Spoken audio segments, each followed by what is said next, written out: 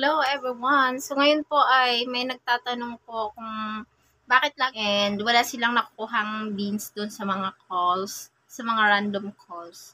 So ganito po kasi yon, kapag po random calls, dapat tinitingnan nyo po yung tumatawag kung may level po ba. Kasi kung wala pong level, so sayang lang po yung oras nyo.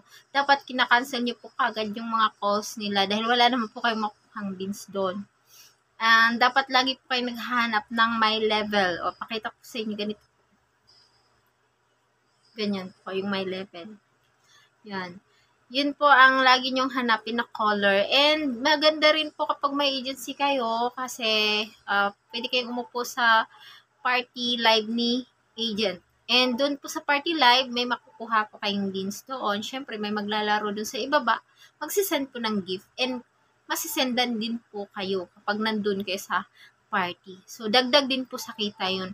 And yung mga task din po, gawin nyo para madagdagan din po yung beans nyo.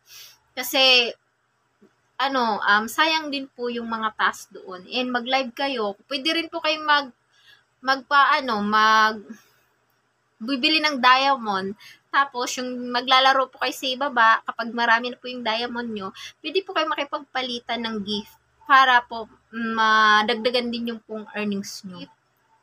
Si agent po ay nagbebenta po ng diamond. Kaya pwede po kayong mag-message kay agent kung kayo po ay nasa agency ko. So, pwede nyo po siyang i-message and bumili po kayo ng diamond para makapaglaro po kayo. Pero kung ayaw nyo naman pong gumastos, pwede naman pong yun, doon kayo sa random calls, sa live stream, or doon sa mga tasks. Ngayon, kapag nagla-live po kayo, syempre i-entertain nyo po yung yung nanonood doon.